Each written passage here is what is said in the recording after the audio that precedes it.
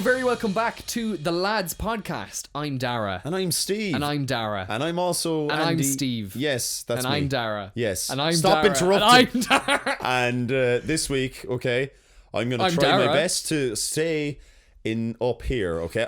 Listen 5 minutes, lads. I know. 5 minutes. Okay, I want you to keep an eye on this and I want you to remind me, right? No, I'm going to try and stay up here You're in an this adult. register. I'm not going to tell you what to do. Daddy, please. Right? Okay. Because as you all know, Ted, I'm known to have a very dreary voice. I like that. I think it suits you, man. So we're going to try that, like. Is that alright with you? No. Alright, nice one. How's it going? How's it going? Quick How's intro it going now. yourself? No, you first. I asked you first. Fine, you. Yeah, good. Alright, so this week we're going to be talking about the Irish portrayal in film. No, how are you actually, man? We'll just do a quick one because we've a busy episode this week. We're hyping it up. Yeah, I'm pretty all right now. I'm getting fairly far in with the old back house. Oh, it's nearly. Are we nearly? I'm going to say 6 weeks next year. I'm going to say 6 weeks, but I'm going to say that next week as well. I'm going to say it the week after. Brilliant. And eventually I'll say 5 weeks, but that You're might so take smart. 3 weeks. Do you get me? No. That's the crack. Well done. 6-ish weeks, we'll say. But it's fine. 4 hours. It's just a case of 1 hour. So maybe in 2 months' time you might see us finally in a new location, lads. Actually, do you know Your voice went low. Your No, voice it went didn't. quiet. It did there. It did. You just- told me. it You just told me. You heard it. quieter is okay, but it needs to be enthusiastic. I think I'm keeping the enthusiastic. See, Okay. last week I was tired, lads. How are you, so? I'm good. I'm fine. I'm just flat to the mat. Like worked all week. I have the weekend off, but it's not off because I'm free doing freelance work. Yeah, and look, delighted to have it. Delighted to have the work. And sure, look, I don't think I ever stop 3Me stuff. I can't relax. I probably have a bit of a problem, but sure, look, we'll carry on. We'll talk about that. We'll talk about that in the morning. Steve. No. You already asked me how I am. So Ask me again, though. I haven't asked you yet. Haven't you? No. What? Go on, ask anyway. Go on, ask and I'll Are we repeat time exactly. traveling again? We are. Just ask there. No, I'll show you how we've asked. What are we talking about this week? That's what I was going to ask, idiot. Oh, fuck. I knew it. Fucked you. There's me thinking I know God, everything. think I knew you. We're going to talk about, as you already mentioned a minute ago, we're talking about the Irish portrayal.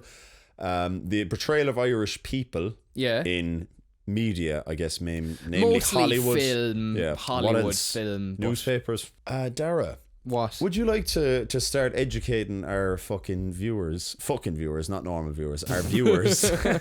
What about our listeners? Okay, sorry, educate I them as forget well? most of your listeners, but some of your viewers. Yeah, we're kind of we're on the background. Yes. Yeah. The camera cuts between lot of- Daragh and Steve, you know. A lot of you from my me seeking out information, a lot of you throw the YouTube video on your phone, on your little screen, and you have it there, so you're not really watching, but you're listening. Hello? Sorry, I just have to take this. Okay. Yeah, I'm doing that fucking podcast again. Fuck you. Right. It was you from the future. It was. He said, "Are you doing that fucking podcast?" Would we get onto it though? No. Yeah. So let's crack on. Let's crack in. Go on. You start us off. With a I bit will of- buy. So, yeah, this week we're discussing Ireland's portrayal. Irish people's. Fuck. I fucked it up. portrayal of Irish people. The portrayal of Irish people in film, in cinema, in media, what have you. So I went back as far as I could go to see where we started popping up in films. And we started popping up at the kind of the birth of cinema. Birth of Hollywood cinema. When are we talking?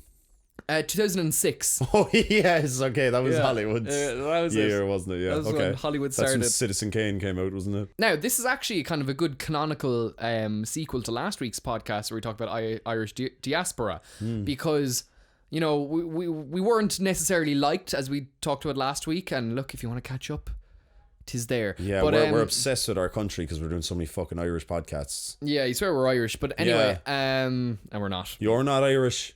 No, I'm not. from Dublin. You're. I'm a West Brit. He's a West Brit.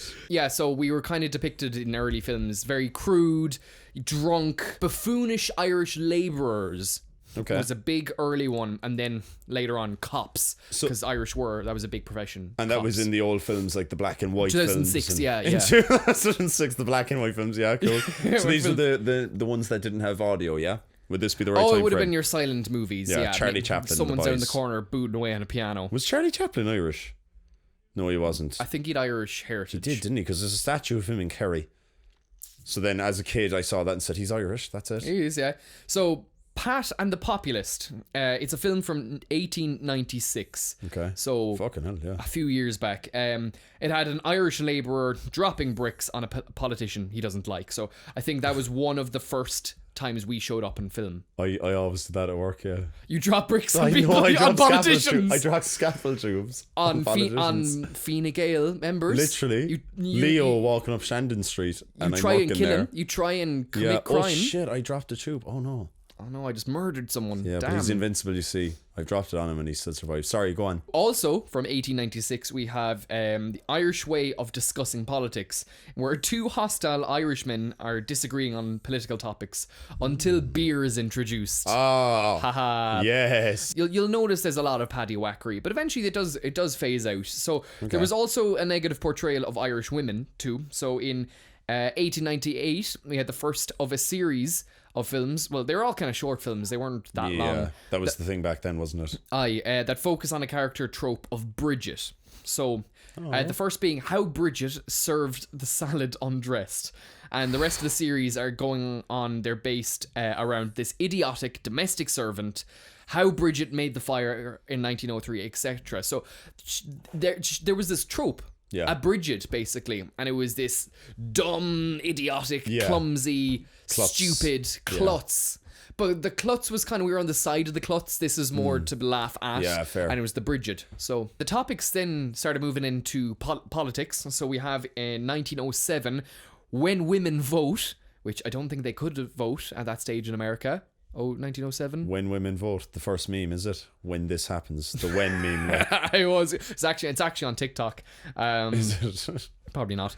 So it's implied that by dabbling in politics, the woman is neglecting her responsibilities at home, and her husband then seeks a divorce. Then, when Hooligan and Dooligan ran for mayor, 1916. Oh, is that the Healy Rays? Is it? Yeah. Hooligan and Dooligan. I love you actually. Imagine they were actually time travelers, and you threw on that film, and you're like, that's Danny and Michael Healy-Rae. Definitely time and they were travelers. like, oh, Jesus, it's not us at all. And they wink. They're definitely and time then show travelers. up at 5 funerals at once. We've mentioned before that Ryan Tuberty wants to figure out how to time travel. That's why he hates the Healy-Rays. But he's not allowed into Kerry. Exactly. The He Healy-Rays can't get into won't. Kerry. That's the thing. Healy-Rays have a wall. Here, man, wait till he picks us up and he finds out these fuckers, they can time travel. Paddy's political dream, also 1916. A factory worker falls asleep and he dreams that he's a political boss, accepting bribes, associating with gangsters, and rigging elections, as every politician does. It's all political. Well, this is a kind of a subgenre, you call it, because at this stage in American history, as we touched on last week, was we started becoming. That's how the Irish became reputable. Was we started becoming politicians, mayors, and so in forth. America, yeah. Yeah, so this Fair, yeah. represented, sure, man, film is just a mirror to the world, boy. Yeah, okay. As we're listing out more and more examples, look, guys, just imagine them in your head, okay? We're playing the imagination game. Exactly, come on, lads. The Duke of Dublin, 1930, so this is jumping ahead but staying in the genre. Yeah. An Irishman is elevated from the Navy to a millionaire due to an inheritance left by his uncle. Okay. So actually, by 1910, there was at least 60 films that were created portraying us in these negative stereotypes. There's a lot, yeah. 60 films, 1910. That's a lot for That is a lot, fucking- yeah. Yeah, do you know? Like how many... Oh, wow. Now, but from then on, there was a bit more of an emergence of progressive characters, if you want to call them, because Irish opinions, we started becoming more liked in society, and they started disliking different immigrants instead of us because we were, Our time passed. Yeah, here's a really cool one now, so I'll read this out here. So, in A Lad from Old Ireland, this is 1910, and now this is the first ever fiction film made on location in Ireland. Oh, 1910. so all these films before were made in America and stuff. Well, this is still an American film per se. Sure. I think it's a Canadian filmmaker. Yes, so it's about a hard-working Irish migrant named Terry, and it was played by the director, who's Sidney Olcott. Again, he's Canadian, but American, North American, sure. Yeah. He travels from rural Ireland to industrial America. He rises from labourer to successful politician and returns to Ireland to rescue his poverty-stricken family and girlfriend. And there's no negative Irish depictions in this film. Funny how his girlfriend just waited for him. How many years did it take to go from scaffolder, labourer to The scaffolder, about, it depends. Go on. Labourer to politician, scaffolder to politician, man. How long does that take? We'll see in 2 years how I'm doing. Okay, so Vote at me. least 4 years. Vote for me. Yeah, cool. Alcott actually, he's actually a very important filmmaker, so I'm glad we're kind of platforming his name to all 6 of our listeners. You know, he had a collection of Irish themed work which included 20 films shot on location in Ireland, and they focused on stories of Irish rebels battling against British soldiers and immigration narratives. He loved us. The Irish Times in 1961, I think columnist David C. Fanning, this is a quote by him saying, Alcott gave us the real Irishman, a being moved by emotions and by social considerations. For this alone, he should be thanked by Ireland. So, wow. Fair play to you, Sidney Alcott, some man. We'll get him on the podcast. We'll get him on. Can I jump in there?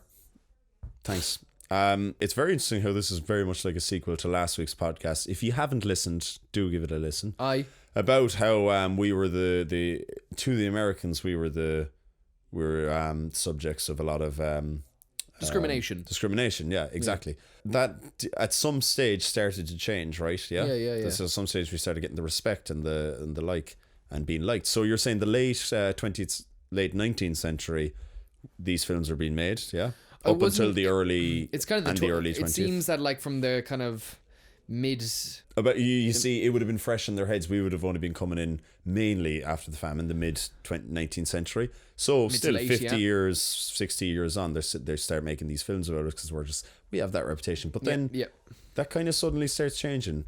Can I roll up a little bit of a take? Go for it. Is this maybe respect we started gaining after we fought for our fucking independence from the Brits? Maybe. I don't think they would have been aware of that. That's also what I'm wondering, because it was so far removed from their beautiful capitalist country, you know what I mean? We were also extremely independent over there, in which it was like the people who had left, they gone. Weren't really being... And they had already had generations of Irish American kids by the time we were fighting for our independence. I don't know. I just thought of that for a second. I thought, interesting.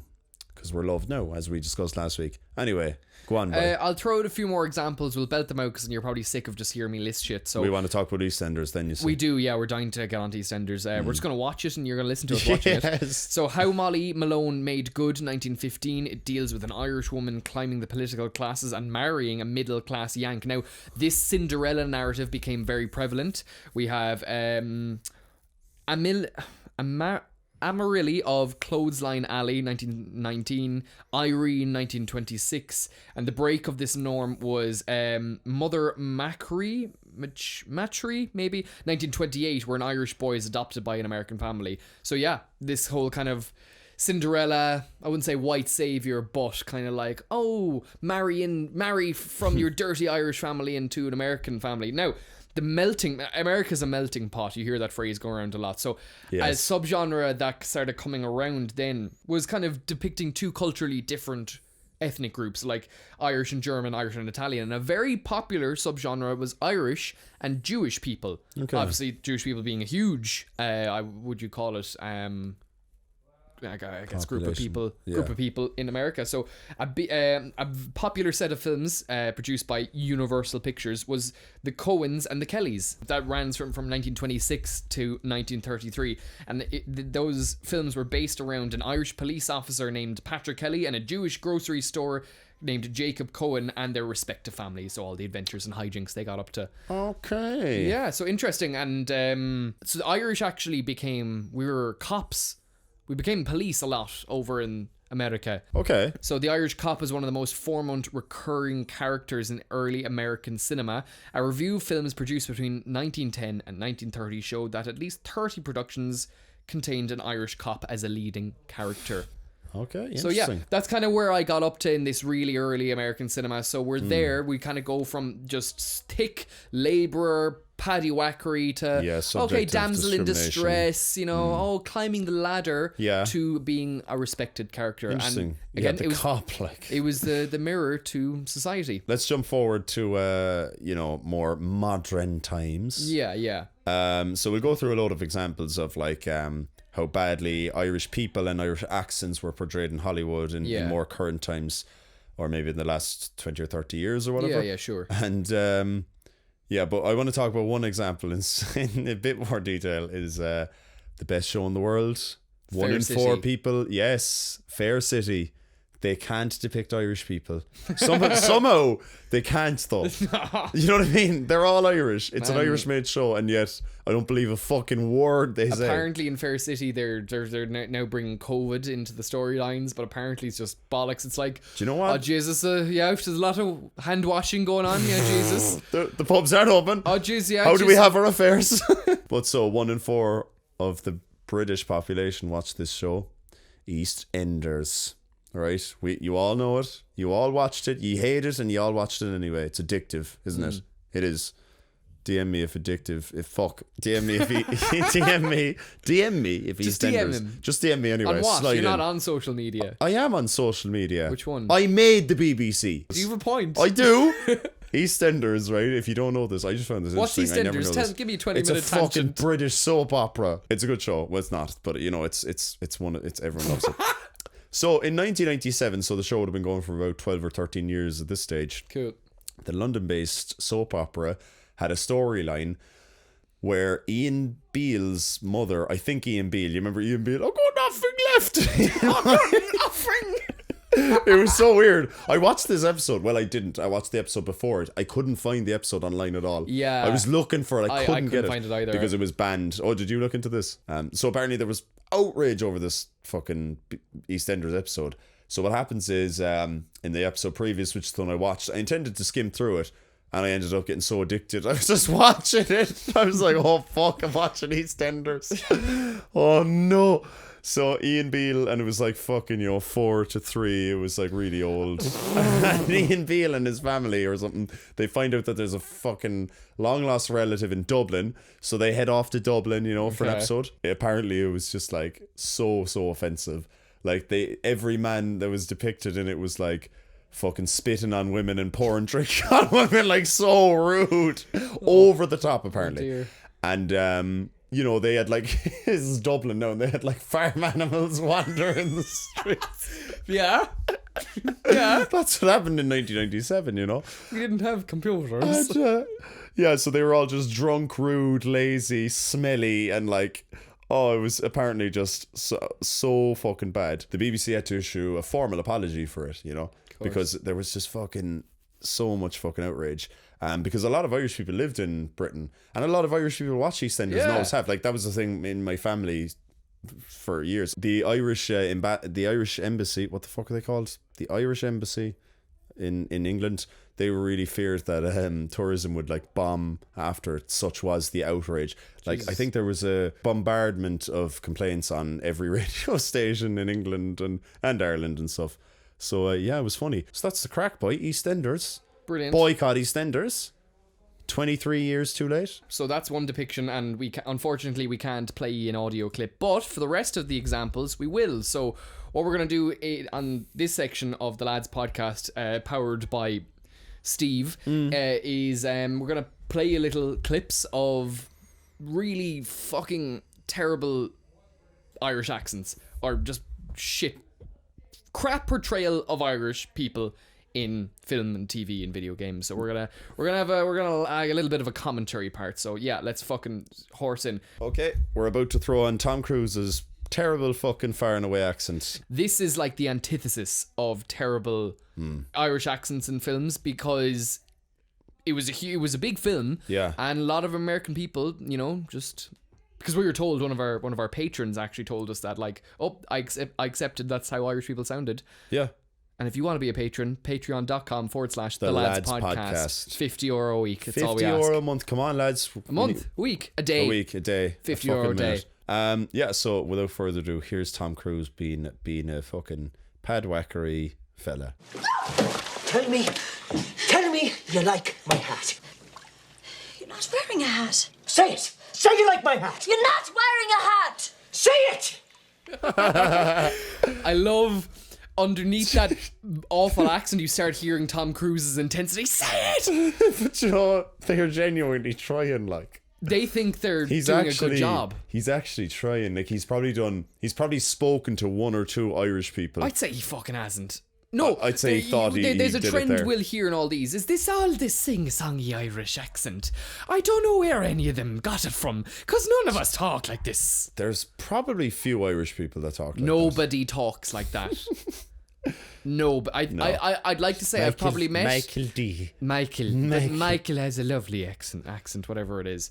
No, this sing-songy shite. Hi, they're after me, Lucky Charms. They're all gonna be like this. But that, that's the antithesis of it. That's the famous one. That has 500 million views. Jesus fucking Christ. Yeah. That shows how silly it is. And Nicole Kidman, she's not getting away with it either, because we're all giving Tom Cruise shit.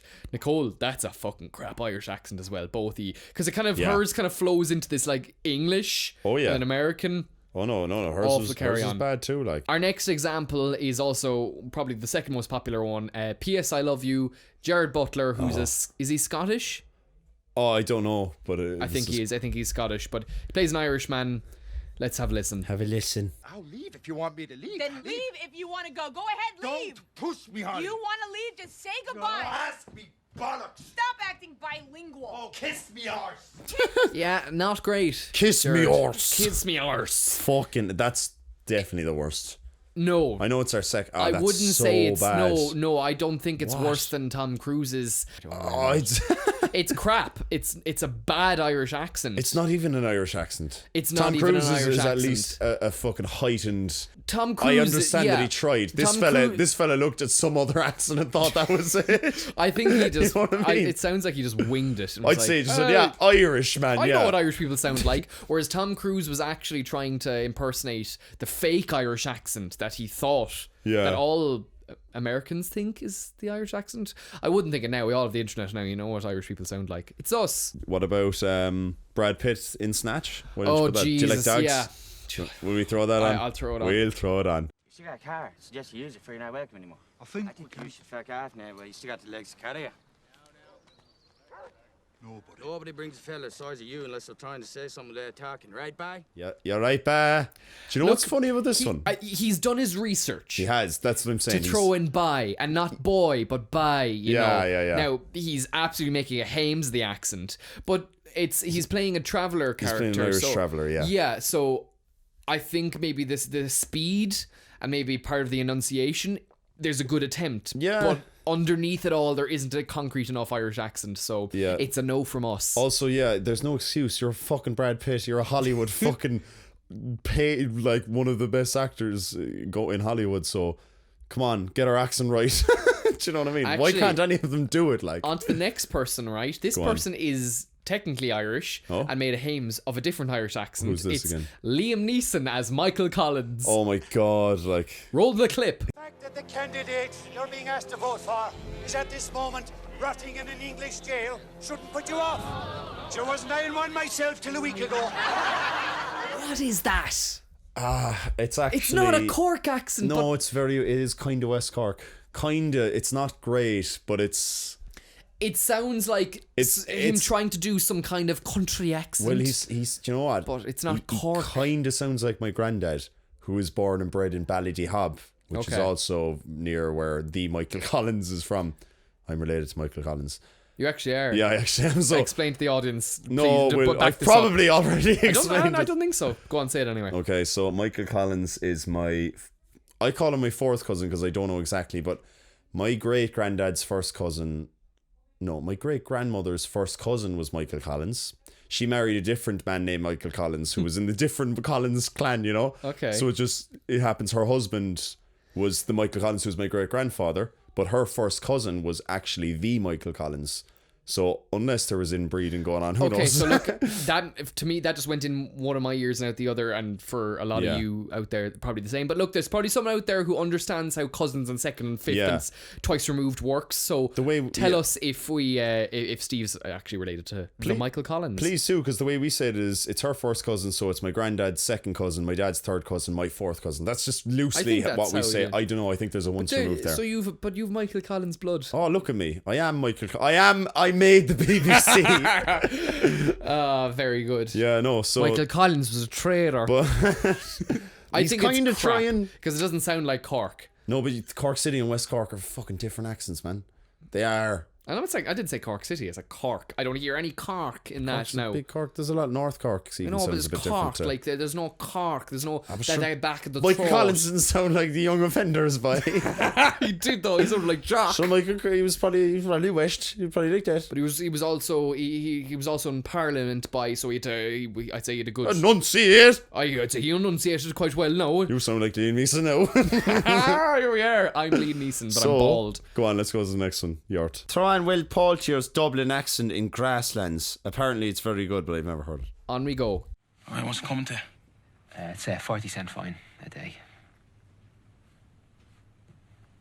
What's that? 10 days, man. 40 cent a day. That's €4, man. Come on. What are you getting smart for? Okay, we can only find a really short clip of what you heard there. From what I heard, and I haven't seen the film, I can only go off that clip. Not bad. Yeah, it's pretty good. Quite I know good. we only got a line or two, but it's a good Dublin you see, accent, actually. Compared to an actual Dublin accent. Like the guy alongside him. Yeah, you could hear the Americanism underneath, but way better than the examples we've shown so far. Is he American or English? He's one. I know. That's the thing. I can't remember. Jeez, well, because he's been in Black Mirror with an English accent. He's done enough American accents to trick me. Maybe That's he's what I English. mean. He was in Detroit too. You see, I actually don't even know. He's been in loads of stuff. Maybe he's Irish. He's had a good career. Yes. So our next example is Leonardo DiCaprio in Gangs of New York. Now you might be thinking, because I was thinking, he's not playing an Irish character, is he? Yeah, he's supposed to. He puts in the Leonardo DiCaprio. He's one of those few actors that correct me if I'm wrong, but he doesn't ever really change his accent much. He has a very distinctive voice. He might play I think he keeps a similar timbre and intensity to his roles, but like in what the fuck is that movie where he's Jordan Belfort, The Wolf of Wall Street? Yeah. Thank you. He has a different accent there. But it's also just it's still Leo putting it's Leo Leo putting on a Blood accent. Diamond. He does a South African accent. Okay, that's actually true, but yeah, and he does quite a good one, but underneath it's still Leo. But okay, does, yeah. Fair, that's actually quite true. But anyway, in this he does a fucking shit Irish accent. So do they all in this fucking movie though. Let's have a listen. For every lay, we had a different name. An angler put a hook on the end of a stick to drop behind store windows and doors.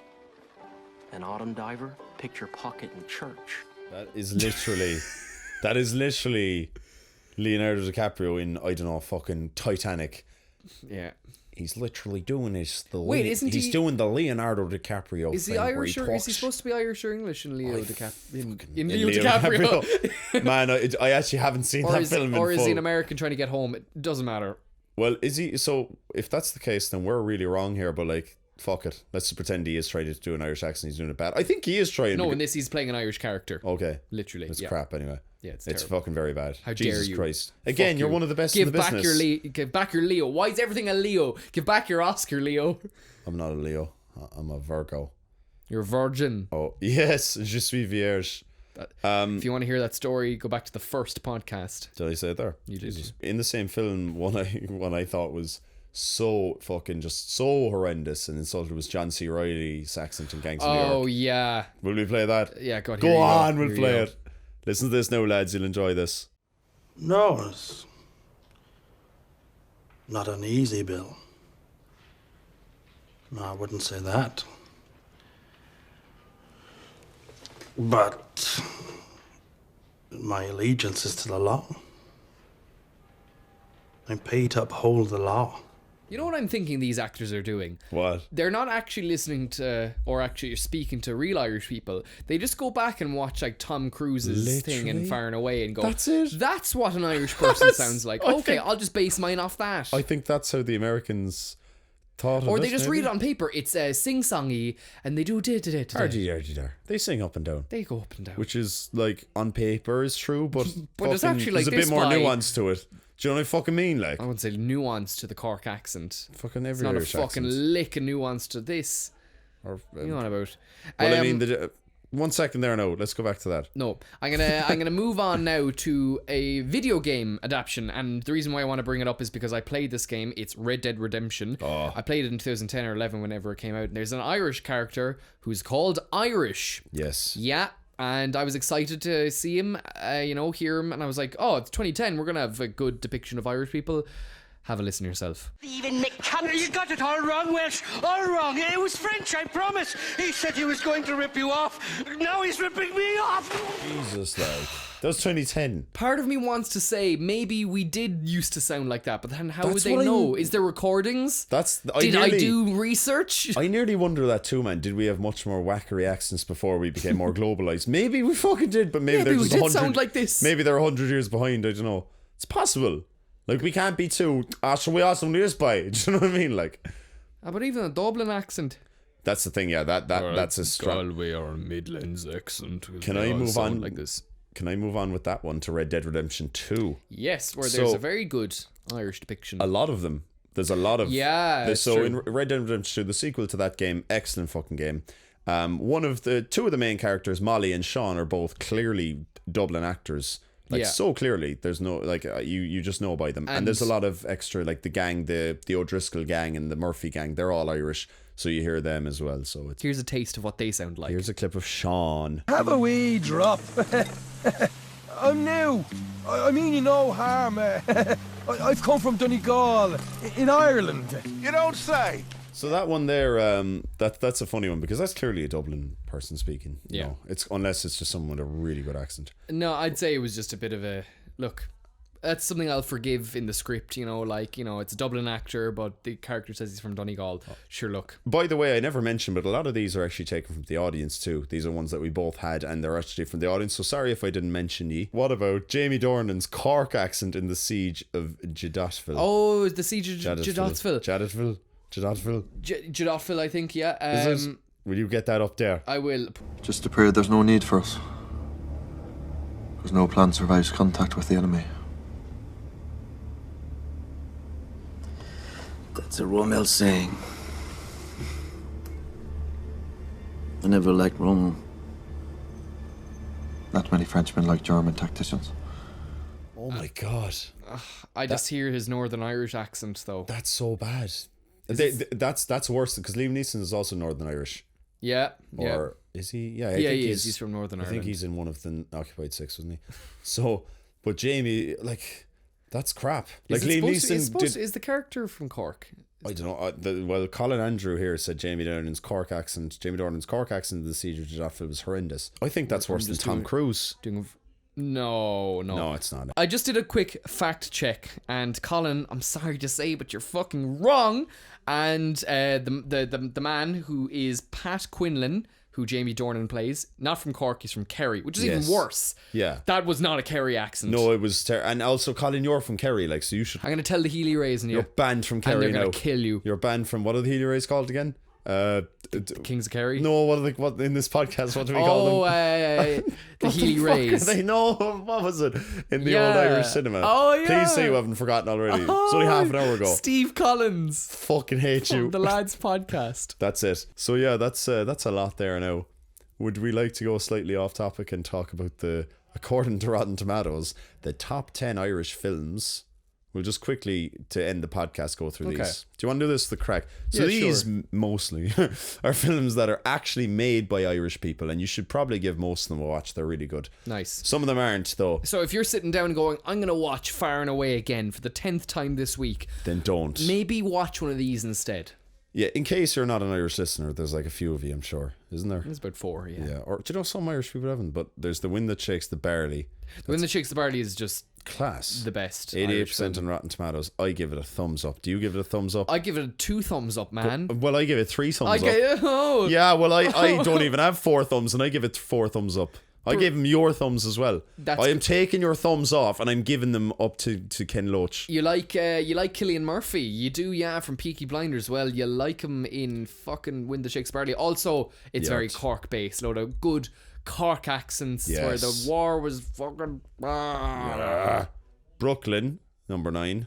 Fun fact, the Brooklyn part of the movie was actually shot in Montreal because they couldn't turn 2015 current Brooklyn, like into 1950 Is Montreal Brooklyn. stuck in the 50s? Yeah, it's literally it's a replica of Brooklyn from the 1950s. Do you ever know that, lads? I heard of that before. Yeah, that's what Montreal is.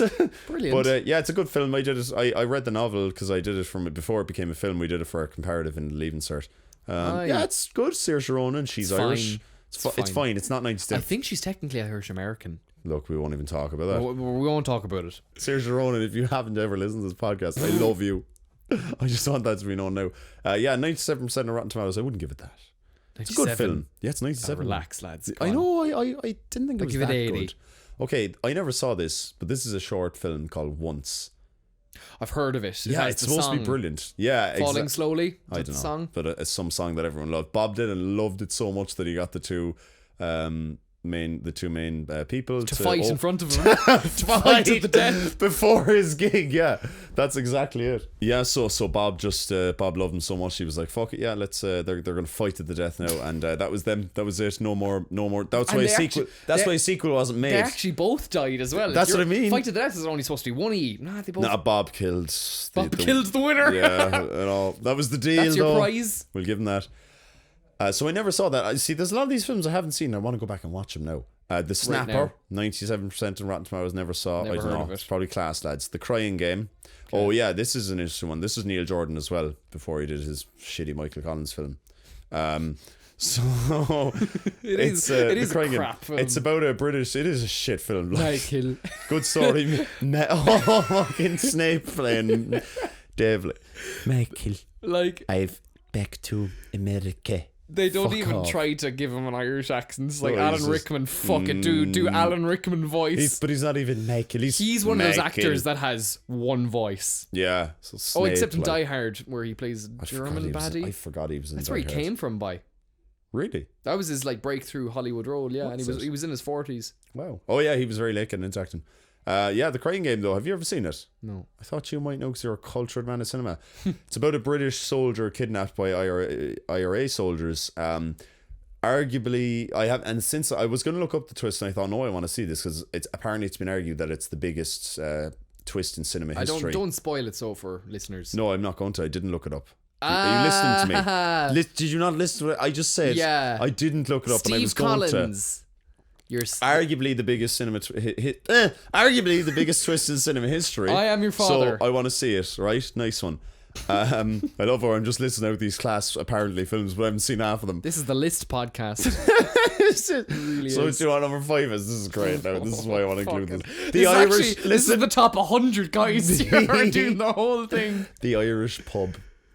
Yeah. It's a documentary on pubs, and I thought, of course, Ireland would have a pub documentary this far up on their list. So funny. But apparently it's really nice. I don't know. Number 4 is Darby O'Gill and the Little People. It's a Disney film. It's probably racist. Sean Connery did a terrible Irish accent, but then he got to be Bond. Nice one, Sean. He's supposed to play like an Irish character in another film, and he gives up after 5 minutes. This is probably this fucking film. I don't know. The Little People are probably leprechauns. Who knows? But you wouldn't find it on Disney Plus. I want to check is that on Disney Plus. Cardboard Gangsters 2017. I never heard of it before. It's 100% on Rotten Tomatoes, and I saw the trailer. It looks fucking class. Ooh. I really want to see it. Number 2. Can you guess what number 2 is? There's only 2 left, so come on. Can you guess? The Lads 2. Oh no. The It parody. No. Come on. Pass the Joint. Come on. Fucking Sister Assumpta. Where did you hide the bodies? That's a newer sketch, guys. 2 is The Young Offenders. Hey! Would you think that should be considered the second best kind of Irish made film? It's their opinion. I would. Do you know what? Yeah, fuck it. I actually think so too, because it's for a brilliant while, film. It's certified complete. It's 100% on Rotten Tomatoes. I know some film. It's the buffs, highest grossing Irish film of all time. Is it? Yeah. I know some. Yeah, it became very successful from the series too. You see. This is before the series. Yeah. I know, but it got more successful as well afterwards. Sorry. Thank you. Yeah, I know film buffs might say, well, Rotten Tomatoes, you can't really just go off that, but look, it's a good way to just go I'm in The Young Offenders. It means it didn't get a bad you're in not the film. You're in the shit episode. I'm in the Christmas special. It's not even any season, it's just a throwaway. Special. I haven't seen season 2 or 3 yet. I have to give them a watch. But what's the first one by? of course. Bit of Daniel Day-Lewis. Oh, My Left Foot. Of course. Yeah. Like. Fair enough, yeah? Yeah, absolutely. So I know that was an irrelevant tangent. It was. Of the best. Technically. I guess we'll call it the best Irish films around. But it's nice to maybe give them a watch. You might have enjoyed that. Maybe we actually just reminded you of a film or two you want to see. So look, it wasn't completely pointless. there. Sorry, bite. Yeah, that's grand. Maybe it wasn't completely pointless. Yeah, do you know, just watch all those films except fucking look, Darby. lads, except Darby O'Gill and the Little People, where Sean Connery probably is racist. probably being racist. I don't know. I'm not going to say he is. I didn't see it. Look. At the end of the day, it's just like life. If it ended up being not completely pointless, like this podcast, then it's good. Grand, yeah. That's good. That's life. And look, if you want to support the work we do, whether it be on the podcast or the sketches or, the digging, we dig holes. We dig holes. It's we just the dig thing holes we do. anywhere. So middle of the night, 3 a.m. What you can do is support us on patreon.com/the lads podcast. Yes. You can donate £2. I was about to say £2 a month. Oh, God. We're not in the Queen's shilling. You can donate €2, €5 or €10 a month if you want. If you want to support the work we do. Yeah, loads of bits. Stop coughing. No. Please, as well as that, if you're going to do that, please, though, if you can't do that, please share us around or tell your friends. Yes. We kind of, need the podcast to grow. Do you know what I mean? Like, that's, please, if you can, just fucking share it around. Just share it. Just fucking share it. We put up these fucking little clips every week on Instagram. Just fucking you. All right, you do everything. Just you put them on. Thank you. Steve shows up, has a chat, and then he goes, podcast is out. Finishes off, so. I love editing. Yeah, we're going to fuck off now. You have to fuck off as well if that's the case. Sorry about that. I hope you had a good Monday morning. I hope you had Tuesday a great morning. week at work. Yeah, but if they might be listening on Tuesday or Wednesday. No, they don't listen on Wednesday. Don't they? No. Is that part of the analytics? Yeah, right. yeah. Well, I hope you're enjoying your Monday it's a rule. What? It's a rule. Oh, is it? Yeah, actually, you're not allowed. After Tuesday, it's done. Yeah. Thank you for listening to the Lads podcast. We'll be back next Monday, probably. You never know. There mightn't be a Monday. Yeah. They might just start getting rid of weekdays. Yeah. They're arbitrary. Days are arbitrary. Back to 6 days a week. It's just day. Yeah. What day is it? It doesn't matter. I only golf on days ending with Y. See you next week, guys. We appreciate you listening and sharing. Steve's breaking everything. I'm just breaking Dar's Thank you for legs. listening to the Lads podcast. We'll see you next week.